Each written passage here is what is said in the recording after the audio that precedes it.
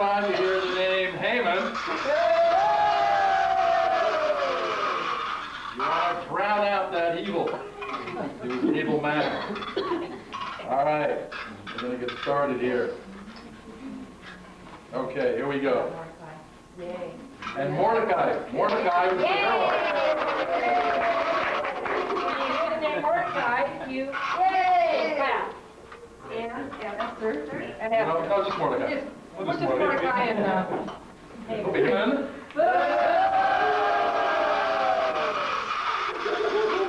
Esther. Yay! Her cousin, or better known uncle, Mordecai. Yay! And let's take a look at the king, too. This heart is softened. The king turned out to be kind of a bad guy turned good guy. All right. There was a Persian king named Ahasuerus. He ruled over 127 provinces from India to Ethiopia. The king was giving a banquet for all his officials and nobles. And the king ordered one of his officers to bring his queen, Queen Vashti, to the banquet so he could show off her beauty to everyone. But Queen Vashti refused to come. This angered the king. It not only showed disrespect, but also caused great concern in his courts that others would learn from her example and be disrespectful. So he consulted his wise counselors and decided to banish Queen Vashti from his kingdom, and sent out word to all the provinces in search of a new and more deserving queen. Enter Haman.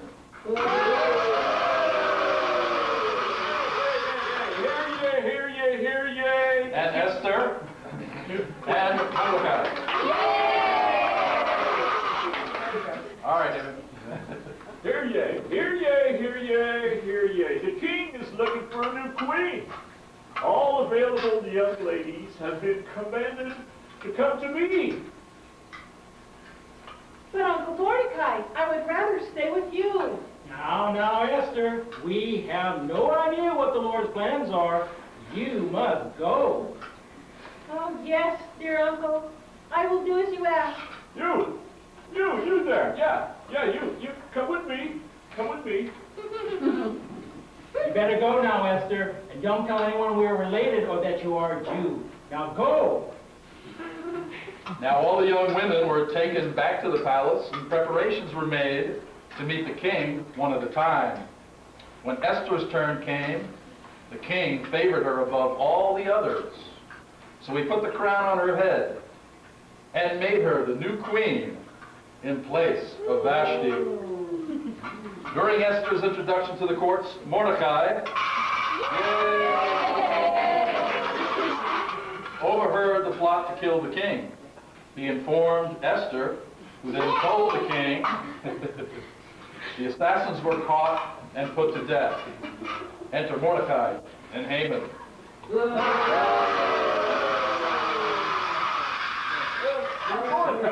Mordecai, won't you give me the honor I deserve? Everyone has been commanded to bow down whenever anyone is in my presence. I will honor you as a man honors another man, but I bow down to no one but my God. Oh, Mordecai, one of these days, bow!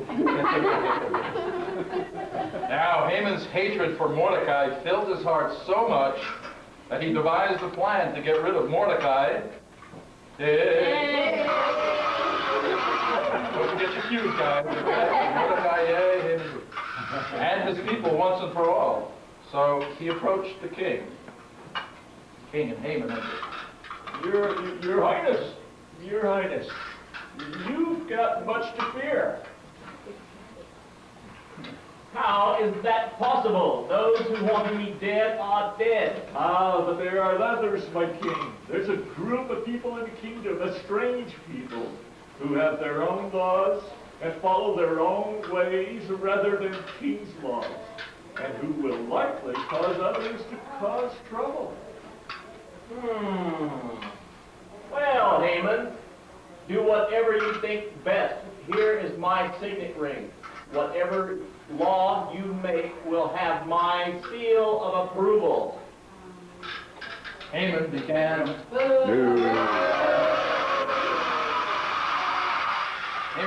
throwing Purim. They cast lots, that is. Therefore, that's why this feast day is called Purim, to determine which day to destroy, kill, and exterminate all the Jews, young and old, and to seize all their possessions, and sent out written letters in all the languages of the kingdom to all the officials in the land, declaring that Adar 13, the day for everyone to take up arms against the Jews and destroy them and confiscate their property. Enter Mordecai and Esther. Yay!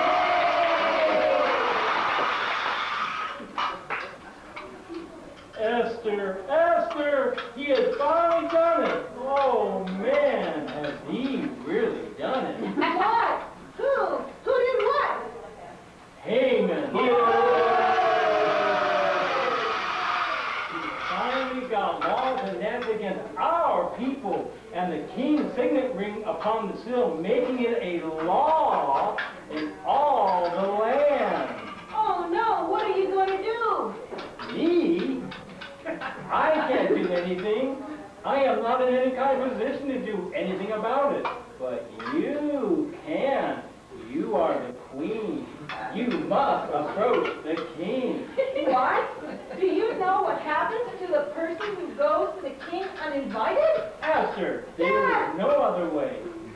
No other way, Esther. You must go. There must be another way.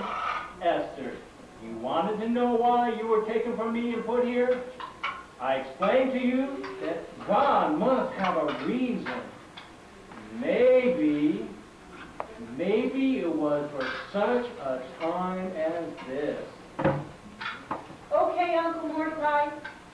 If I perish, I perish. But have the people fast and pray for me. All right, Mordecai and Esther leave the stage, and Haman and King Ahasuerus.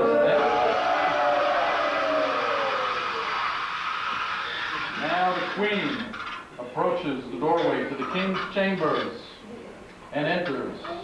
Hey, who invited the queen?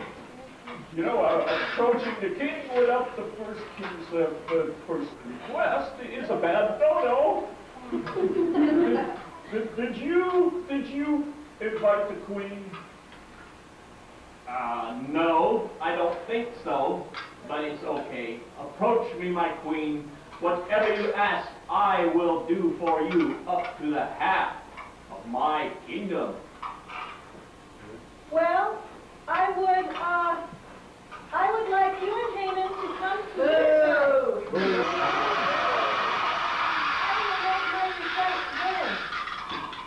We would love to come. What time do you want us? Oh, about 7? Oh, well, let's seven it is. Yeah.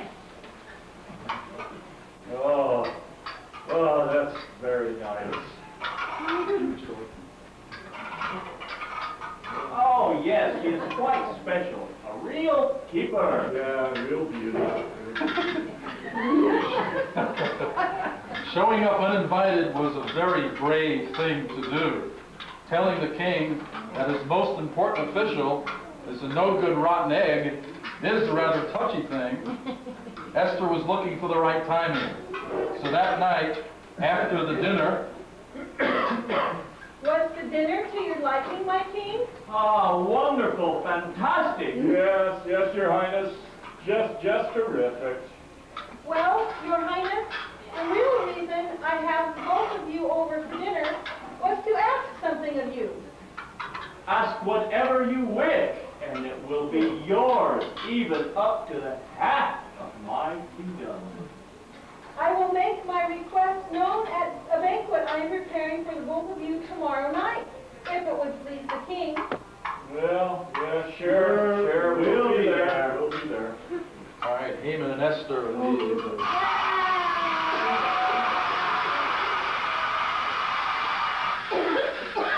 Now, Haman...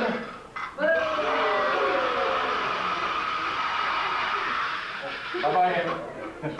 goes home and brags to his family about how he has the favor of the king and the queen. But even so, he still is very unhappy that Mordecai refuses to honor him in the way that he's supposed to by bowing down whenever he's in his presence. So he and his family draw up a plan to do away with Mordecai and his people, the Jews. He had a gallows built and would approach the king that night concerning hanging Mordecai. The king prepares for sleep, and tossing and turning, unable to sleep. The king was in his chambers and unable to sleep, and ordered the daily journals brought for him to read. He liked to hear about his exploits.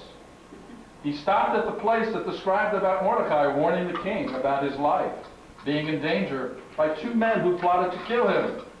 Nothing was mentioned about honoring this man who prevented the king's assassination. So the king was trying to figure out what could be done to properly honor this man. Just then, the king heard voices in the other room, voices, and called his attendant, I guess the cue cards are not right, to ask who had entered the palace. The attendant answered that Haman had entered. The king ordered the attendant to bring Haman to him. Ah, Haman!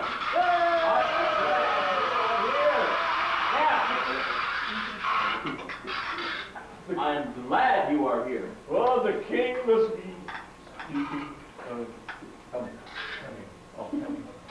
Tell me, what would you do to honor a man who has served me well? Oh, well, the king must be speaking about me.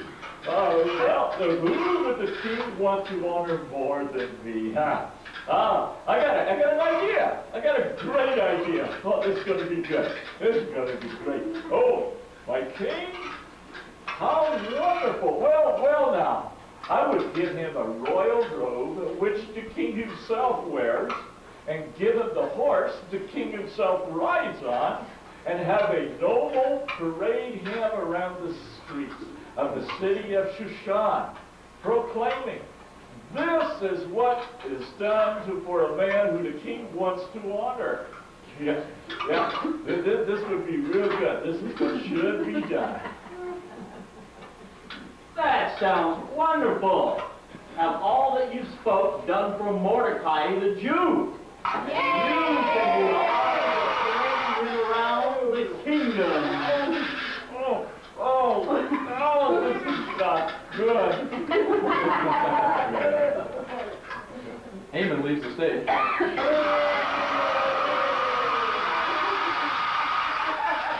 That night, at Esther's dinner banquet, Haman and the king and Esther re-enter the stage.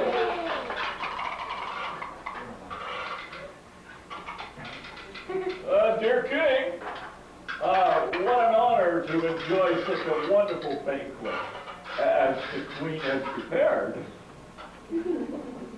Yes, and the queen has surely some very special requests. What is it that you would ask of me, even up to the half of my kingdom, and it will be yours? Dear King, the real reason I requested you both here tonight was to Summoning up her courage and hearing in her mind what Mordecai had said, The Lord has placed you in this position of queen for just a situation as this. Your Highness, someone is threatening my life and the life of my family and my people. What? Who is it? Who would dare do such a thing against my queen? Who, Esther, would do this? It is him. It is King, my king, and it's Haman.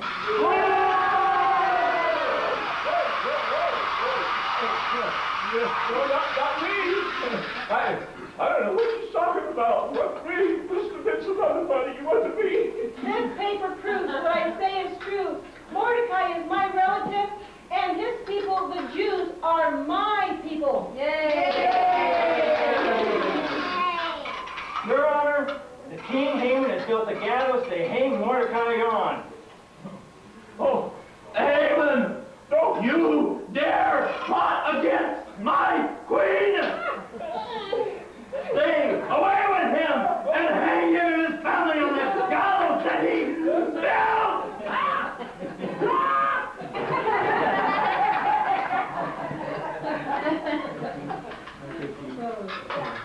Do not worry, Esther.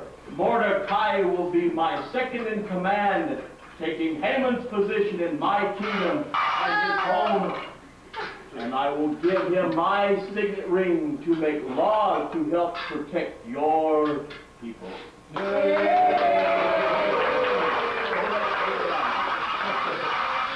So you see, the Lord's plans are much greater than we can see. He sees the big picture. Esther, at the cost of her life, for the sake of her people, trusted in the Lord to use her to save her people, the children of Israel. The next time you run into a difficult situation, remember Mordecai's words to Esther, that maybe, just maybe, God has you where you are for a special purpose, and to trust in God to see you through it. And historically, so the Jews took it upon themselves to continue what they had already begun to do. And as Mordecai had written to them, because Haman, the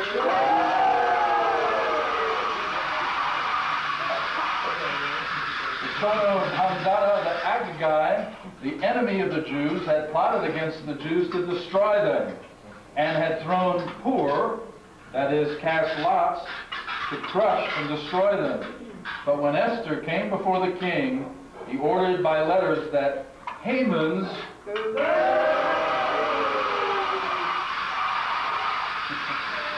wicked scheme which he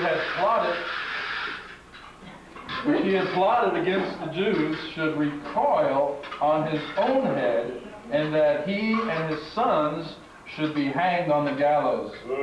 This is why these days have been called Purim, after the word Pur.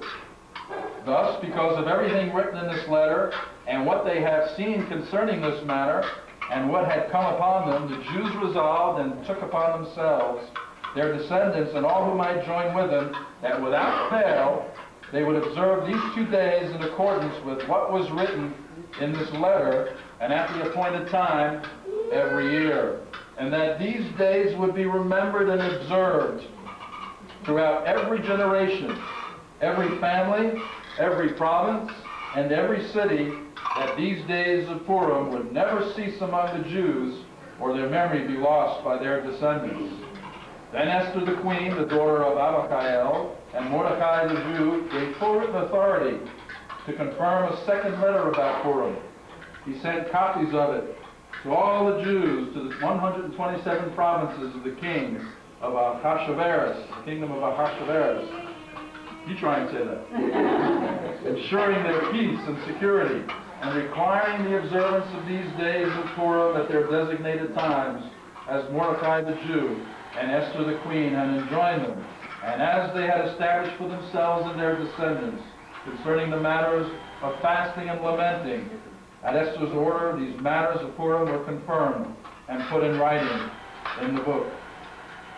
King Ahasuerus, Xerxes, laid tribute on the land, the coasts, and the islands, all the acts of his power and might, along with a full account of the high honor to which the king advanced Mordecai, are written in the annals of the kings of Media and Persia. For Mordecai the Jew was second only to King Ahasuerus. He was a great man among the Jews, popular with all his many countrymen. He sought the good of his people and interceded for the welfare of all their descendants. All right, let's give a warm thank you to all the puppeteers.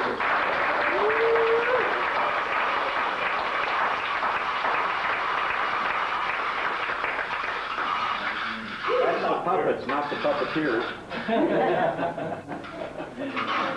Starters, please.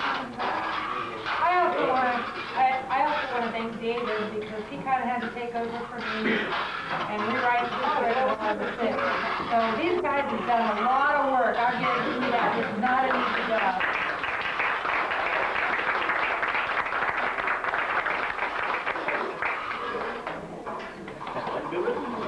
That's right.